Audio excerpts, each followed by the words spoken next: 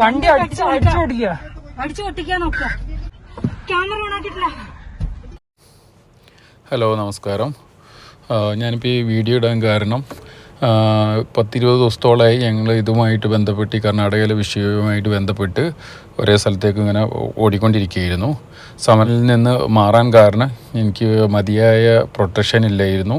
പിന്നെ കുടിവെള്ളവും ഭക്ഷണവും എല്ലാം ഇവർ മുടക്കിയിരിക്കുകയായിരുന്നു. ഞാൻ മനുഷ്യാവകാശ കമ്മീഷൻ വരെ പരാതി അയച്ചെങ്കിലും അതിനൊന്നും എനിക്ക് തീരുമാനമായിട്ടുണ്ടായിരുന്നില്ല. പിന്നെ തന്നെയല്ല, ഞാൻ അവിടെ ഇരിക്കുമ്പോൾ എനിക്ക് വധഭീഷണി പുറത്തുനിന്നുമുണ്ട്. പുറത്തുനിന്ന് പറഞ്ഞാൽ ഇവർ കൂടാതെ അഷർപ്പ് എന്ന് പറഞ്ഞ ആൾ, ലാഡൻ അഷർപ്പ് കൊട്ടേഷനായിട്ട് ആരെങ്കിലും കൊടുത്ത 10 ലക്ഷം രൂപയ്ക്ക് ഒരാളെ കൊല്ലാൻ കിട്ടുന്ന നാടാണല്ലോ നമ്മുടെ നാട്. അപ്പോൾ അങ്ങനെ വിട്ടാലും മതി.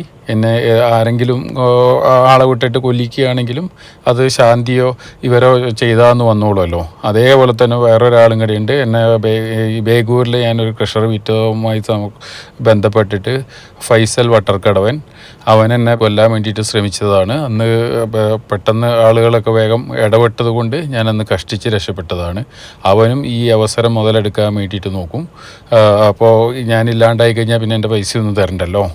അപ്പോൾ അതുകൊണ്ട് ഇങ്ങനത്തെ പ്രതിസന്ധികളൊക്കെ ഉള്ളത് കൊണ്ടാണ് ഞാൻ അവിടെ നിന്ന്, എനിക്ക് മതിയായ സുരക്ഷയില്ല.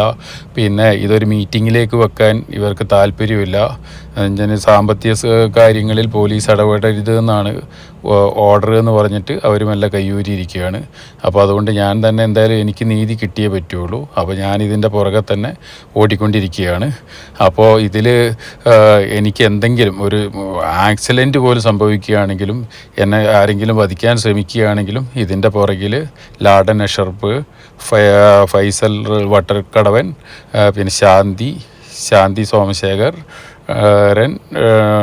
പിന്നെ നീതു, പവൻ, ഇത്രയും പേരായിരിക്കും ഇതിൻ്റെ ഉത്തരവാദി. ഞാൻ എന്തായാലും എനിക്ക് നീതി കിട്ടുന്നവരെ ഇതിൽ പോരാടും. ಅದಾണ് എൻ്റെ ಇಪ್ಪತ್ತೆ ತೀರ್ಮಾನ. 4 ಎಕರೆ ಜಮೀನು ರಿಜಿಸ್ಟರ್ ಆದಮೇಲೆ ನಾವು ಪುನಃ 9 ಗುಂಟೆ ಜಮೀನ ರಿಜಿಸ್ಟರ್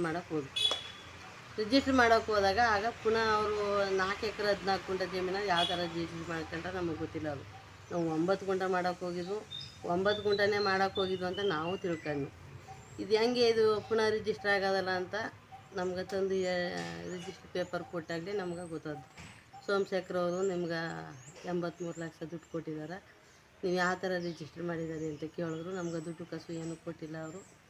ನಾವು ನಮ್ಮ ಕಡೆ ನಮಗೆ ಗೊತ್ತಿಲ್ಲ, ಓದು ಬರ ಇಲ್ಲ ನಮಗೇನು ಗೊತ್ತು ಅಂತ ಒಂದು ಸತಿ ನಾವು ಅವ್ರನ್ನ ವಿಚಾರಿಸಗಂಟ ಏನೂ ಇಲ್ಲ ಬಿಡು ರತ್ನಮ್ಮ, ಏನೂ ಆಗಲ್ಲ, ಅದು ಸರೋಯಿತ ಅಂತ ಅವರು ಸೋಮಶೇಖರು ಹೇಳಿದ್ರು.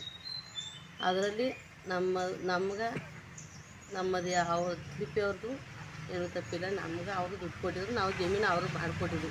ಕ್ಲಿಪಿಯವ್ರಿಗೆ ಇದು 2ನೇ ಸತಿ ರಿಜಿಸ್ಟರ್ ಆದಾಗ ಸೋಮಶೇಖರ್ ಅವ್ರಿಗೆ ಆಗಿತ್ತು. ಅದು ಸೋಮಶೇಖರ್ ಅವ್ರಿಗೆ ಹೆಂಗಾಯಿತು ಅನ್ನೋದೇ ಗೊತ್ತಿಲ್ಲ ನಮ್ಗೆ ಓದು ಬರ ಗೊತ್ತಿಲ್ಲ. ಈಗ 9 ಗುಂಟೆ ಅಂತ ಹೇಳಕ್ ಬಂದಿದ್ರು. 9 ಗುಂಟೆ ಜಮೀನು ಅಂತ ಅವ್ರು ಕರ್ಕೋದು, 9 ಗುಂಟೆ ಮಾಡಿಸ್ಕೊಳ್ಳಿ ಅಂತ ನಾವೇ ಕರ್ಕೋದು ಅವ್ರನ್ನ.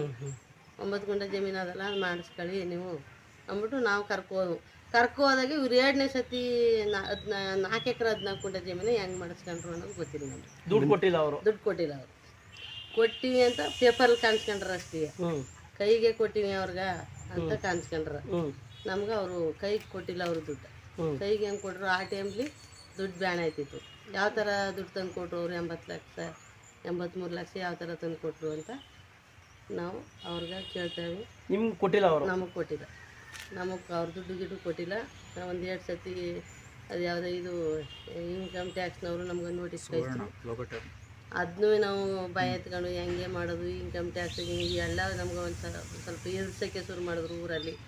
ಇನ್ಕಮ್ ಟ್ಯಾಕ್ಸು ಅಂತಾರೆ, ಅದು ಇದು ನೋಡಿ ಅಂತ ಅವ್ರಿಗೆ ತಂದು ಕೊಟ್ಟು ಅದನ್ನೆಲ್ಲ ರೆಕಾರ್ಡ್ಗಳನ್ನೆಲ್ಲ ಸೋಮಶೇಖರ್ ಅವ್ರ ಕೈಲಿ ಕೊಟ್ಟು